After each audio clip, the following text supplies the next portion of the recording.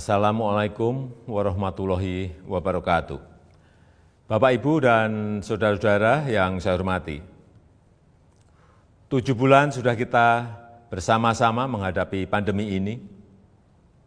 Saya paham masih banyak tantangan, namun tidak sedikit yang telah kita kerjakan. Singkatnya, strategi pemerintah sejak awal adalah mencari titik keseimbangan. Sekali lagi, mencari titik keseimbangan. Saya tegaskan kembali bahwa kesehatan masyarakat, kesehatan publik tetap nomor 1. Tetap yang harus diutamakan. Inilah prioritas, tetapi memprioritaskan kesehatan bukan berarti mengorbankan ekonomi. Karena jika kita mengorbankan ekonomi, itu sama saja dengan mengorbankan kehidupan puluhan juta orang. Ini bukan opsi yang bisa kita ambil. Sekali lagi, kita harus mencari keseimbangan yang pas. Oleh sebab itu, saya dan seluruh jajaran pemerintah selalu berupaya mencari keseimbangan itu. Tidak perlu sok-sokan. Akan melockdown provinsi, melockdown kota, atau melockdown kabupaten. Karena akan mengorbankan kehidupan masyarakat.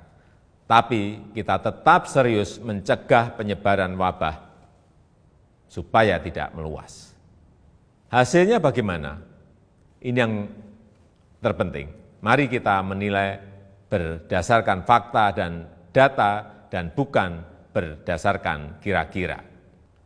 Saya bisa mengatakan penanganan COVID-19 di Indonesia tidak buruk. Bahkan cukup baik. Maka saya hanya bicara fakta. Dalam jumlah kasus dan jumlah kematian, Indonesia jauh lebih baik ketimbang negara-negara lain dengan jumlah penduduk yang besar. Sebaiknya, kalau membandingkan, ya seperti itu. Kalau Indonesia dibandingkan dengan negara-negara kecil yang penduduknya sedikit, tentu perbandingan seperti itu tidak bisa menggambarkan keadaan yang sebenarnya. Dalam hal ekonomi, pencapaian kita juga tidak jelek-jelek amat. Ekonomi kita menurun, ya, betul, itu fakta. Tapi mana ada negara yang tidak menurun ekonominya?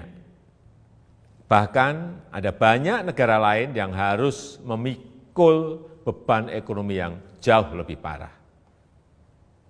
Dibandingkan dengan beberapa negara Asia Tenggara lainnya, misalnya, kinerja ekonomi kita masih lebih baik.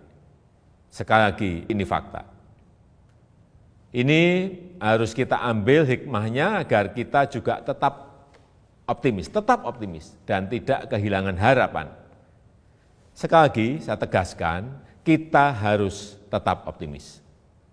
Bapak, Ibu, saudara-saudara sebangsa dan setanah air, banyak yang telah pemerintah lakukan, banyak sekali macam-macam programnya.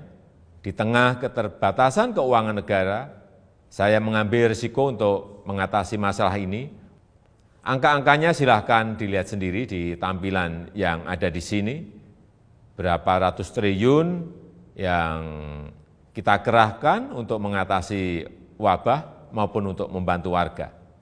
Kendati demikian, saya juga belum puas. Saya ingin menteri-menteri lebih baik lagi dalam bekerja, mencari program yang lebih tepat sasaran. Semua harus terus kita perbaiki. Masih banyak kerja keras yang perlu kita kerjakan. Kita harus terus melakukan penyesuaian kebijakan, mencari yang lebih baik. Masyarakat jangan ragu untuk melapor.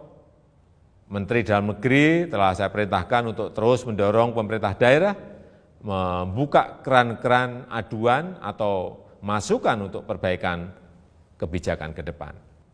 Setelah 7 bulan, banyak yang bisa kita pelajari dari wabah ini. Misalnya, pembatasan sosial. Saya kira harus kita sesuaikan. Untuk itu saya menekankan pentingnya pembatasan sosial skala mikro atau mini lockdown.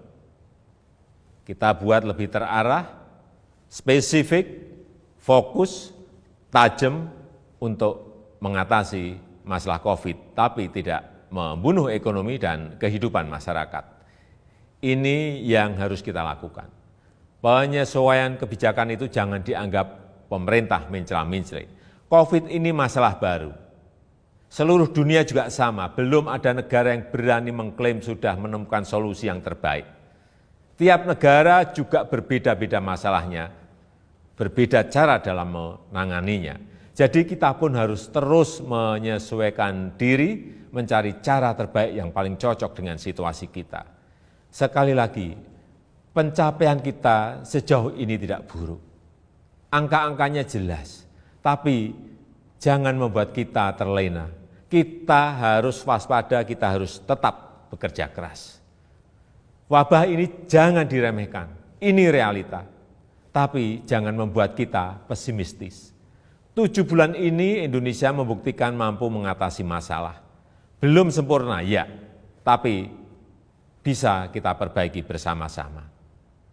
Mengatasi pandemi ini memang sulit, memerlukan kerja keras bersama, dan saya yakin kita akan dapat melakukannya. Yang penting, dalam situasi seperti ini, jangan ada yang berpolemik dan jangan ada yang membuat kegaduhan-kegaduhan.